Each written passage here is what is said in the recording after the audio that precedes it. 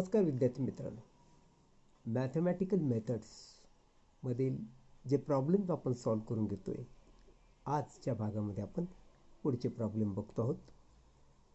Example 1 बघ. Determine A cross B given A vector is equal to 2i plus 3j, b vector is equal to 3i plus 5j.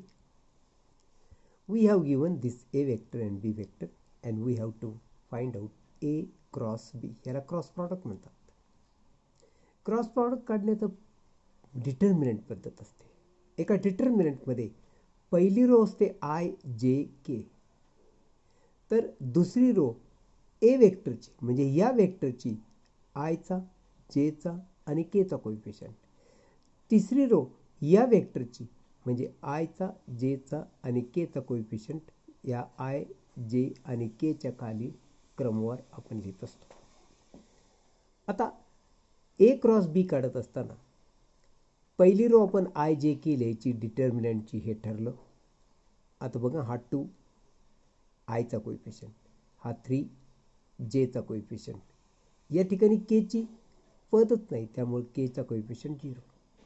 आता हा बी vector बघ, 3 आयचा coefficient, 5 जेचा coefficient आणि इथं पण केची टर्म नाही, त्यामुळं इथं 0 लिहिलं केचं कोइफिशियंट.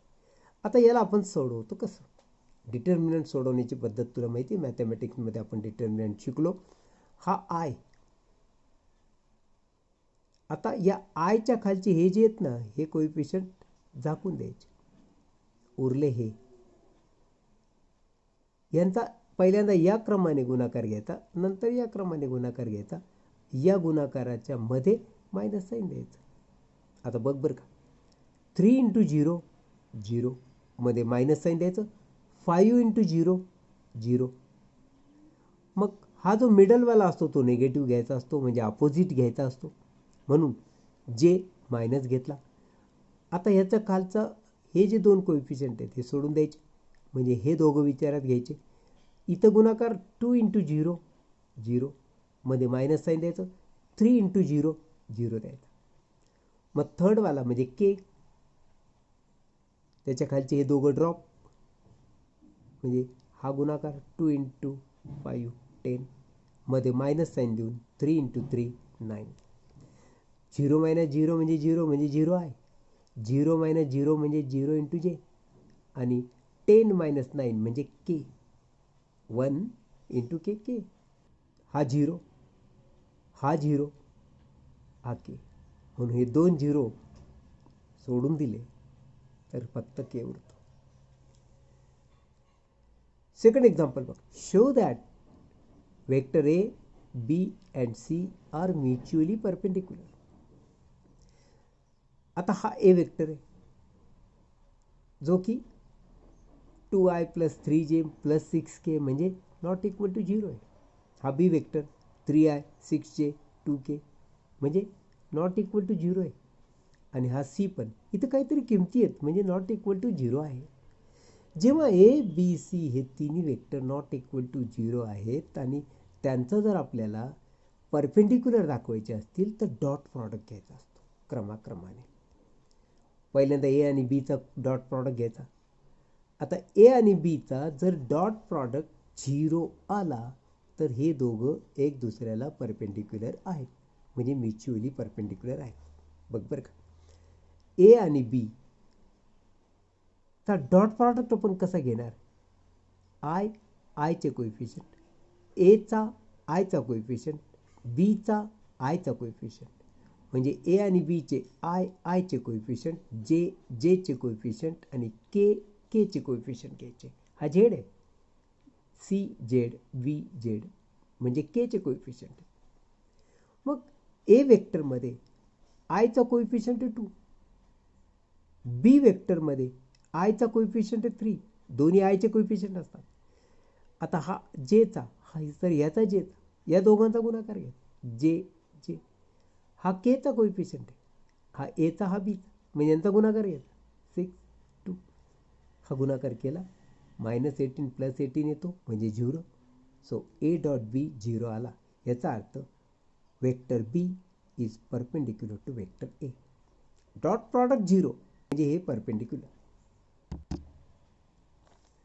आता ए आणि सीचा डॉट प्रॉडक्ट घ्यायचा म्हणजे ए आणि सी मध्ये एच्या आयचा कोएफिशियंट तर सीच्या आयचा कोएफिशियंट, एच्या जेचा कोएफिशियंट तर सीच्या जेचा, एचा केचा कोएफिशियंट सीचा केचा कोएफिशियंट म्हणजे ए सी आय आय जे जे के के असे कोएफिशियंट घ्यायचे. तुम्ही ए आणि सी वेक्टर बघा. एचा आयचा कोएफिशियंट आहे 2 तर सीचा आयचा कोएफिशियंट आहे 6. एच्या जेचा कोएफिशियंट आहे 3 तर सीच्या जेचा कोएफिशियंट आहे 2. एच्या केचा कोएफिशियंट आहे 6 तर सीच्या केचा कोएफिशियंट आहे -3. हा गुणाकार केला, पुढं सोडवलं, शेवटी ते 0 येतं. म्हणजे ए डॉट सी 0 जर येत असेल तर सी इज परपेंडिक्युलर टू ए, हा त्याचा अर्थ सेकंड. त्यानंतर आपण बी आणि सीचा डॉट प्रॉडक्ट घ्यायचा, अगदी त्याच पद्धतीने घ्यायचा. तुमच्या लक्षात येतं बी आणि सीचा डॉट प्रॉडक्ट 0 येतो म्हणजे C is perpendicular to B असं म्हणता येतं. इक्वेशन 3. अशा रीतीने from 1, 2 and 3 we can say that A B and C are mutually perpendicular. पुढचं एक्झाम्पल बघ.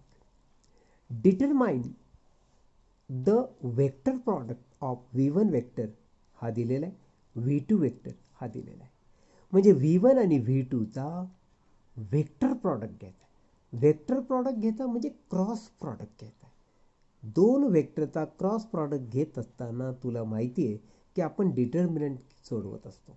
आय जे के ही पहिली रो असते, दुसरी रो असते V1 वेक्टरच्या आय जे आणि केच्या कोएफिशियंटची, तिसरी रो असते या वेक्टरच्या म्हणजे V2 वेक्टरच्या आय जे आणि केच्या कोएफिशियंटची.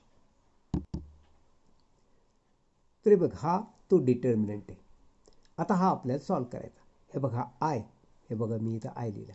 मग आयच्या खालचे हे 2 सोडून जर दिले तर एवढ्याचा आपल्याला विचार करायचा असतो आणि हा क्रॉस प्रॉडक्ट घ्यायचा 3 × -3 मध्ये मायनस साईन द्यायचं आणि मग हा प्रॉडक्ट घ्यायचा 2 × -1.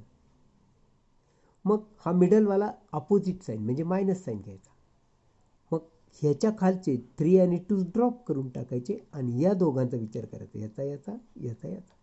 मग हा गुणाकार 2 × -3 मध्ये मायनस साईन द्यायचं आणि मग हा गुणाकार आहे -1 × 1. त्यानंतर केच, हे बघा के म्हणजे केच्या खालचे दोन्ही एलिमेंट ड्रॉप करायचे आणि या चौकोनाचा विचार करायचा 2 × 2 मध्ये मायनस साईन 3 × 1. अशा रीतीनं 3 × 3 -9 -2 बाहेर मायनस आहे म्हणजे मायनस मायनस +2 हे मायनस जे, हा गुणाकार -6, हा गुणाकार -1 परत बाहेर मायनस आहे म्हणजे मायनस मायनस +1, हा के 2 × 2 4 3 × 1 3. मग याला सॉल्व केलं -9 + 2 that is -7 I, -6 + 1 that is -5 आणि -5 × मायनस दॅट इज +5 जे. 4 मधून 3 गेले, खाली उरला 1 के.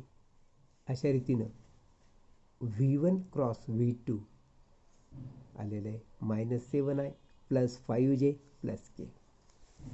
पुढं बघ. Given V1 vector is 5i + 2j and V2 vector is ai - 6j are perpendicular to each other. Determine value of a. हा V1 वेक्टर आणि V2 वेक्टर एकमेकाला परपेंडिक्युलर आहेत. तर या ए ची किंमत काढा असा प्रश्न आहे. तुला माहिती आहे V1 वेक्टर दिलेला आहे, V2 वेक्टर दिलेला आहे आणि असं सांगितलेलं आहे given that V1 and V2 are perpendicular to each other. जर V1 आणि V2 perpendicular to each other आहेत तर याचा अर्थ झाला त्यांचा डॉट प्रॉडक्ट V1 आणि V2चा डॉट प्रॉडक्ट 0 येणार because they are perpendicular to each other. मग V1 डॉट V2 आपण काढू. डॉट प्रॉडक्ट कसं काढतो तुला माहिती आहे. आय आयचा कोइफिशियंटचा गुणाकार, जे जेचा कोइफिशियंटचा गुणाकार, पुढं के केचा कोइफिशियंटचा गुणाकार. इथं के नाही आहे, दोन्ही वेक्टरमध्ये के नाही आहे, फक्त आय आणि जे.